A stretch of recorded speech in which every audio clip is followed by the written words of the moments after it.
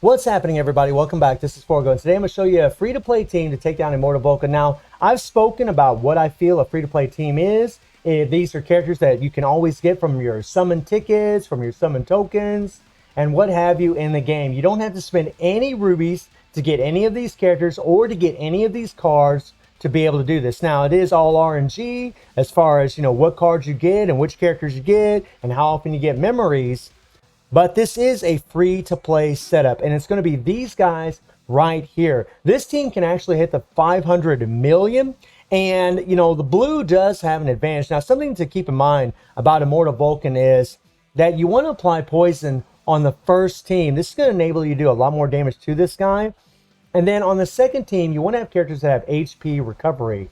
And that heal is actually going to remove the burn effect from the boss, and it's actually going to significantly increase blue element fighters attack. The characters have to be blue in order to get that increase to damage, and it doesn't matter if they're balance, attack, defense, it doesn't matter. So having blue characters on these teams is super important because you got the type advantage, and also on the second team, especially if you have HP recovery, they're just going to do a whole lot more damage to this guy.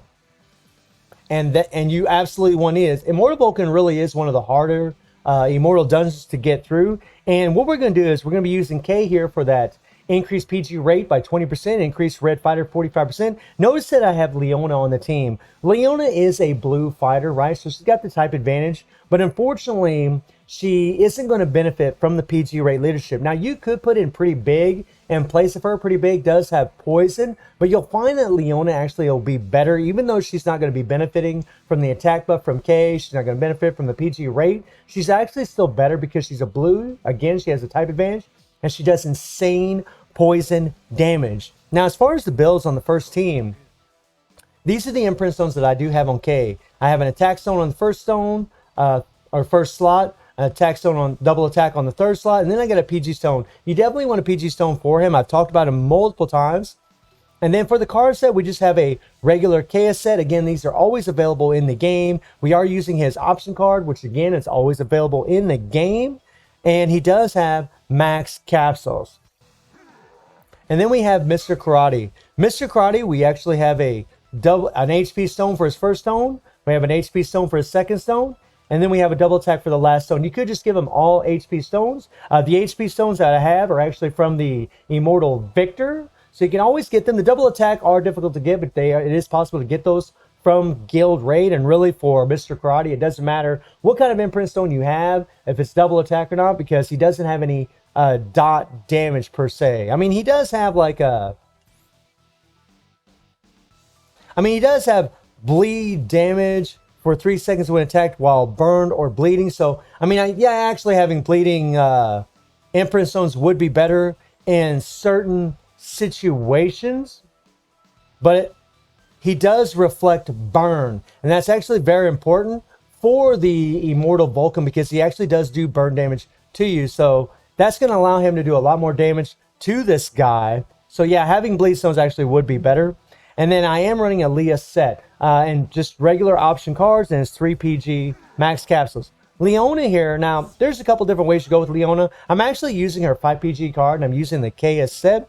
And again, KS sets really synergize well with defensive characters. And as far as stones, I do have her built really well. I mean, Leona's one of my favorite ladies, waifu big time, guys. And she's got double attack stone, double attack stone, double attack stone. She's built up really, really well. But in all reality, I think having a PG stone in the center would be better. If you have one of these PG stones, well, if we can find one here, one of these babies right here, I think that would actually be better because she has no PG rate in her core at all. She has 0 PG rate.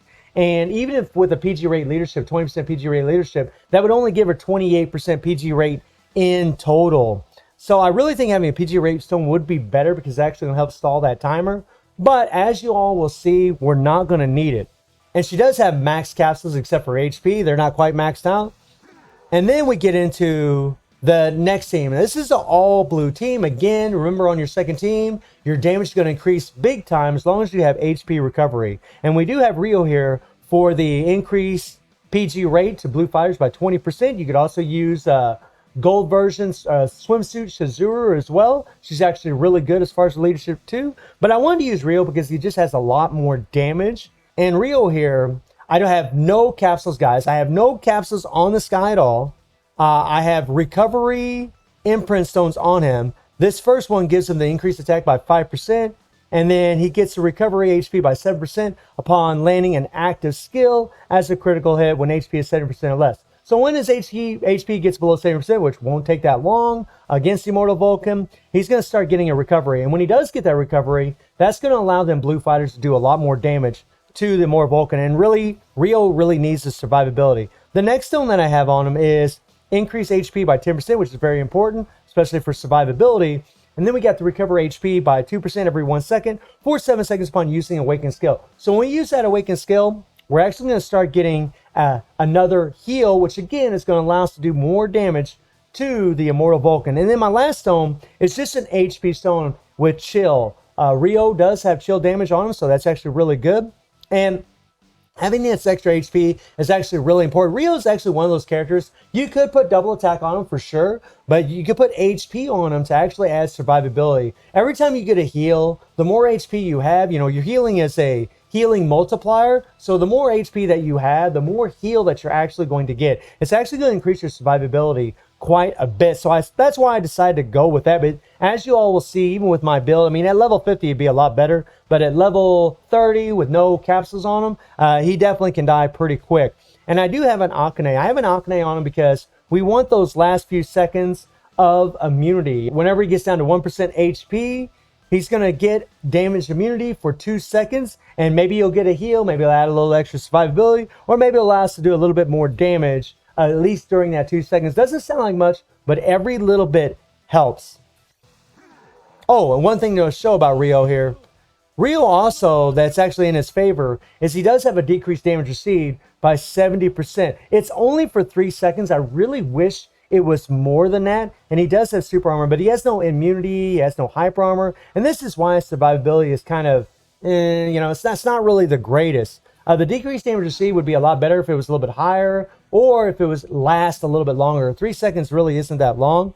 And then we have a Roach Leona. We've talked about Roach Leona multiple times. Monstrous character with her dot explosion, with her damage, and her survivability is nuts. Because she does have a decreased damage received in her kit by 70%. And this is for 4 seconds. And you'll see there's just a big difference between her and Rio. Plus, she's a balanced type.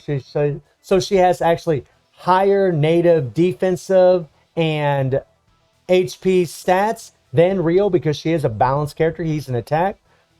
But having that extra second of decreased damage received really makes a difference. And then all this increased critical rate by 20%, it just increases her. She's going to do a lot more critical hits. She's just going to do a lot more damage, especially with that dot that she has from her core. And then I'm just running a Noah set on her. I'm not running nothing special. Just using a Noah, using her 5PG. Her 5PG is very long, so I decided to go with that instead of her 3PG. But you could use her 3PG instead.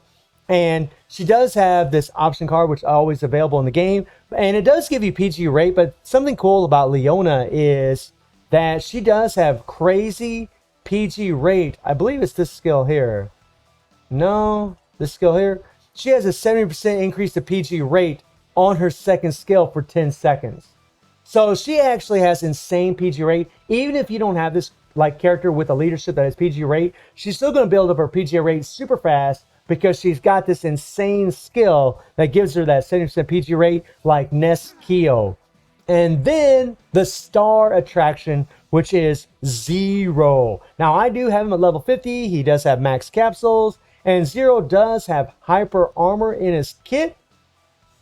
And he does do an insane amount of damage. He gets the increased attack by 20% for 10 seconds on his first skill. And the beautiful thing about this guy is he also has 30% PG rate in his core. Plus he's a blue fighter. So he's going to have 50% PG rate from Rio's leadership. He's got the decreased burn damage received, which is awesome by 5%. That doesn't seem like much, but that really helps against Immortal Vulkan. Because again, he does do burn damage.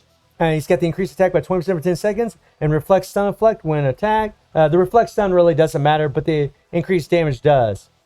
And then we are running a Leah set on him. And we are using his 5PG. Zero is the main damage dealer, as you all will see in the run, which we're going to pull up right now. So check this out, guys. So whenever you're playing with characters that have 5PGs, I've talked about this in the past. Make sure you're playing a semi-auto, but I run through all of their skills. I'm going to run through all their skills. I check on Leona there. Now we're back to K. I'm going to run through K's skills, right? We'll do 2 rotations. We'll go back to Karate, and now I'm going to build up Karati's 3PG. Once I build up his 3PG, I'm going to switch to K, right? This is what I do every time. I'll switch to K, and I'm going to start running through his skills. The idea is to build up K's 5PG while Karate's doing his 3PG. Now I got K's 5PG built up, and something I want you guys to notice is, we're going to back up a little bit. I want you to notice something here. Well, wait a minute. Let me back up a little bit further. Now, something you might notice is, this is a little trick, guys. Whenever your 5PG gets built up, and this works on any character, whenever their 5PG gets built up, guard, right? As soon as you see that 5PG light up, go ahead and hit your guard and then switch to your next character. That's how I'm going to be able to use K's 5PG while I'm spamming the other characters, right? So you'll see the 5PG. I wait for the 5PG light up, and I'm hitting that guard. I hit the guard, I switch, and now K's doing his 5PG, and I'm using my other characters and spamming their skills. This is what's going to allow you to do a tremendous amount of damage. And now I have Karate's 3PG ready to go. Right? And now I can spam Leona a little bit here. And that's very important, man. You want to apply as much poison as you can with Leona. Now, Leona, because she has no PG rate in her core and she has no PG stone, she's just not going to build up her PG worth of shit. She just isn't. But because K and Karate have such long 3PGs, it really will allow us to do a lot of damage, right? So here we got Karate doing his. We're spamming K. We need a little bit more PG for K. So we're just going to keep playing with K. I'm going to keep him in there. And I'm going to try to hit that guard and then switch to the next character and boom. And something else you'll notice is by doing this method with the guard, like when the 5PG gets built up and you hit the guard is, you'll notice that K doesn't really miss as much. A lot of times when you play with K, as 5PG misses all the time, you guys know that I've actually ranted about this before. I really can't stand playing with them. But I've gotten a lot better at being able to use that guard to have his 5PG ready and switch to another character to where now he just targets a whole lot better. And Leona finally did her 3PG. And by the way, if you had a PG stone on Leona, you probably would do a lot better than even me because she'll do her PG more often. You might actually do her skill a couple times during the full run of having the team during the run, right? I got a little tongue twisted there. Oh yeah. And now I'm just trying to build up Karate's PG. I got it built up. We're going to switch to K, right? And this is always the trick with these Immortal dungeons, you know. You're trying to build up PGs while you're spamming other characters' skills during those 3 PGs. Okay, so now Rio. Now remember, Rio's got that decreased damage received for 3 seconds on his first skill. So it's very important to get that off early on. Oh yeah. Now some of you are going to notice is, I'm going to just use 0 and I'm just going to start spamming 0. And again, Leona, because she has that 70% PG rate in her core, and she does have to get the 20% PG rate from Rio's leadership, she's going to be doing her PG quite often. But notice, I'll do the same thing with 0 that I did with K. I built up his 5 PG, I hit the guard, and I switched to my next character, and now I can run through their skills. A bad thing about Rio is his 3 PG is very short, but look at Leona. Getting it done, girl, getting it done. Nice. Oh yeah, and the damage is just going to skyrocket, guys. It's just going to skyrocket because, you know, we have heals on these characters, right? And, you know, 0, I actually didn't show it to you guys, but I actually have a recovery stone on 0. I do apologize. I will show you the stones on 0 after this run. I actually got a little bit ahead of myself. I wanted to hurry up and show you this run. But look, guys, we're getting there. We got 14 seconds left. Nice. Now we get spammer skills. Now look how much damage we do. Look at how fast that damage is racking up. And boom! 500 million. Free-to-play team. Free-to-play cards. Hail to the yes, guys. Freaking awesome. That's what you call tearing crap up.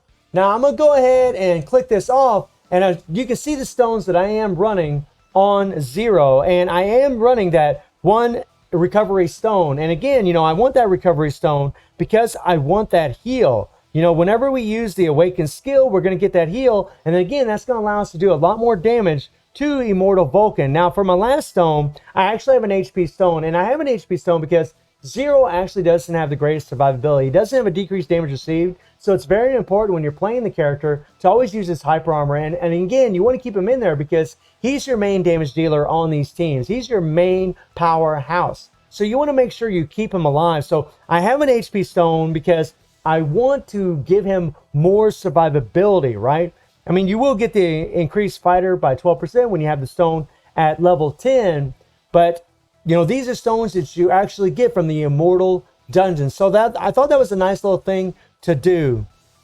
So let me know how you're all doing in the game. Let me know what teams you're using for Immortal Vulkan. And I do stream on Twitch at 9 p.m. GMT plus 7 time. The link will be in the description below. And I hope you enjoyed the video. Thank you for watching. Y'all take care and have a good one. See ya.